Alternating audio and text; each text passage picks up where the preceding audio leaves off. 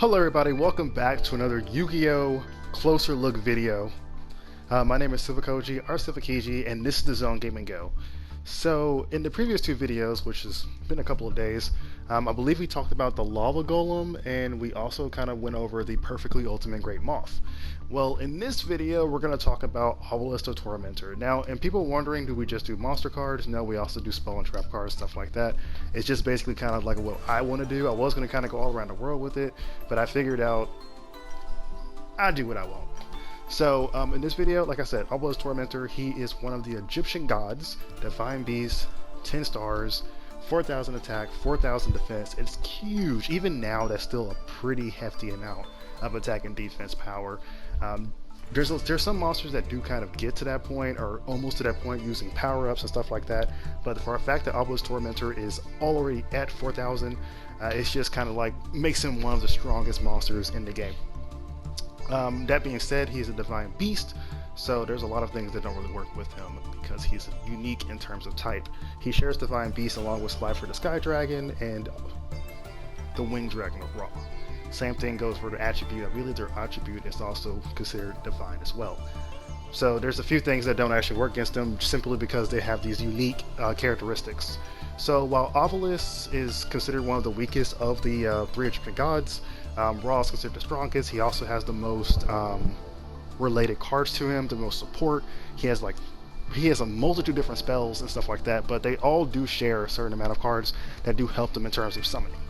And the reason they need help in terms of summoning is because all the Egyptian gods have a requirement of 3 tributes. This is pretty high.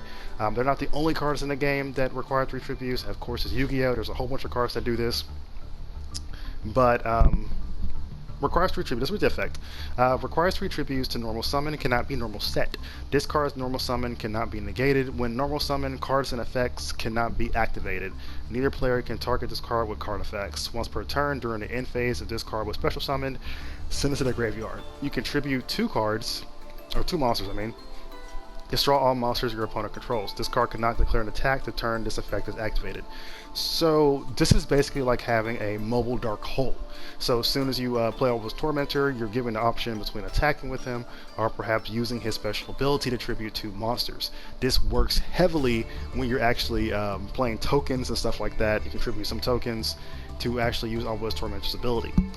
The issue with Obelisk Tormentor, despite this gargantuan attack power and defense, is the fact that he's difficult to summon with 3 tributes. Now, nowadays you do have swarm decks that are able to do stuff like this and bring them out the field, but still you kind of don't want to actually swarm. Oh, my bad. Low call. You don't want to swarm and then just summon Obelisk Tormentor right off the bat. So there are easier methods nowadays for him to actually be summoned. So we're going to check those out as well, kind of compare and see if Obelisk Tormentor is actually useful nowadays. Now, Obelisk Tormentor is mainly used by Seto Kaiba back in the Battle City arc, and this was kind of like his Egyptian god along with, Merrick's Ra and Yugi's Slifer the Sky Dragon. Okay, so one of the main support cards that goes with Obelisk Tormentor as well as all the different gods is Ra's Disciple. When this card is summoned, you can special summon up to 2 Ra's Disciples from your hand or deck. Cannot be tributed except for tribute summoning Slifer Sky Dragon, Obelisk Tormentor, and the Winged Dragon of Ra. This is amazing, actually. This is an amazing ability. You need 3 tributes. There's your 3 tributes right there. Now, tribute summon is technically a normal summon, so you have to wait next turn, but it's still pretty good. I believe it says when this card is summoned, it doesn't have to be a normal summon, so it could just be a special summon, I believe. You can still get these bring the cards out on the field from your deck or your hand. So that's just an amazing card, and probably you need it if you're actually going to put Obelisk Tormentor inside your deck to actually provide you with extra security. Okay, let's go. Yes, let's check out Obelisk Tormentor's signature card here. Fist of Fate, that's actually the name of his attack. Discard activation effect cannot be negated. If you control a monster whose original name is Obelisk Tormentor, negate the effects of one effect monster your opponent controls. If you do, destroy it. If you do that for the rest of the turn, the effects of that monster are negated, as well as the activated effects and effects on the field of monsters with the same original name. Then if you activate this card during your main phase, you can apply this effect. Destroy all spell and trap cards your opponent controls. So the unique thing about Fist of Fate is that compared to Obelisk Tormentor's original ability, you can tribute 2 monsters and get rid of all your monsters. Now you have Heavy Storm. So basically you have a Dark Hole with your monster, and you have a Heavy Storm provided with Fist of Fate. Another good part about Fist of Fate is that it's a quick play spell, which means you can actually use it in your hand. So keeping it in your hand while you help Obelisk Tormentor around the field will help you tremendously, especially if your opponent plays a spell or trap card that you need to negate real quickly, and you just have Fist of Fate in your hand. You might as well go ahead and use it. Your opponent actually effect, of course. Now, this is not similar to Slapper Sky Dragon. I believe Slapper Sky Dragon can actually destroy all. It's basically a wipe for Skylifer.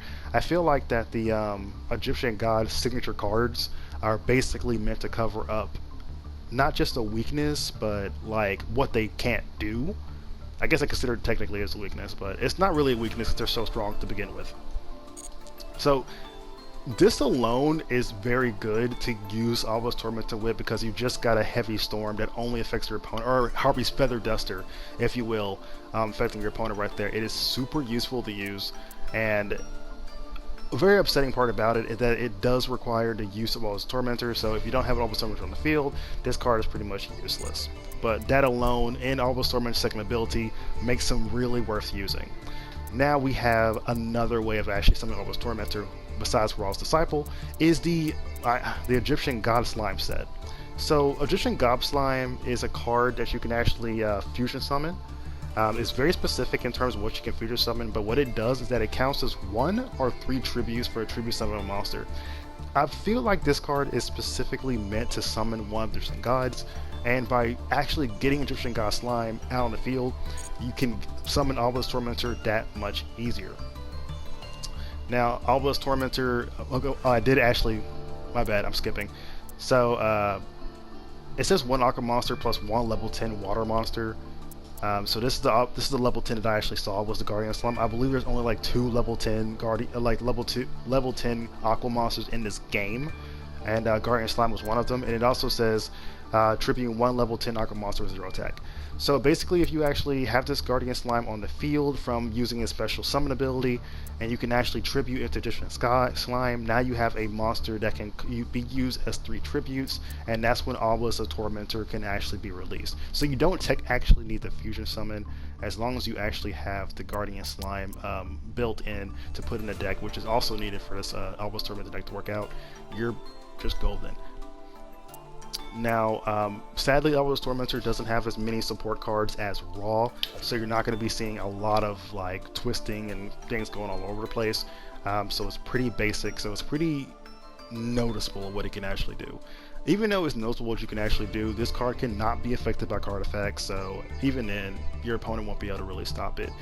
So Obelisk Tormentor, in my opinion, fits along with anti-swarm decks because he doesn't care anything about those. With his ability to tribute 2 cards from a monster to the field, it doesn't matter. I honestly believe that once this card actually gets put on the field, just doing that is enough.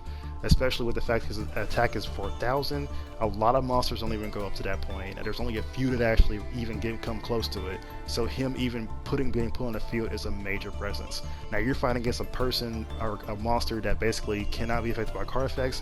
It doesn't really matter since Obelisk Tormentor is so much powerful already. I mean, I guess you can buff him out, but then again, it doesn't really matter. Sad note, Obelisk Tormentor gets destroyed. Even if you do Monster Reborn or something like that, he goes back to the graveyard at the end of the turn, so you can't really rely on him to carry the game for you once he goes to the graveyard. You don't want to keep summoning him over and over again in the game. So is he actually pretty good today? Honestly, I believe yes, because he just has so many good attributes, because like honestly, I didn't know this card existed until just a few days ago.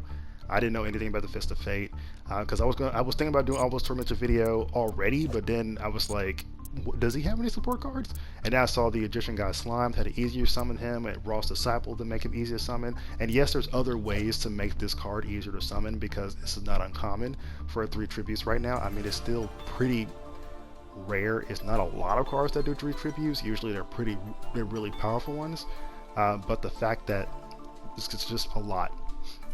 But just remember, if you do run Obelisk Tormentor, you gotta think about the fact that you don't want to tribute every single monster you have. Make your choices, you know, after much thought.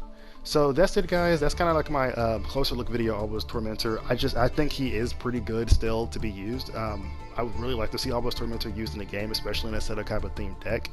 And I do believe that Fist of Fate is something that you have to run with him. It's just basically like having multiple Harvey's Feather Dusters, but not limited. Okay, well, hope you enjoyed this video, guys. Until next time, enjoy playing Yu-Gi-Oh! Master Duels, and have a good night.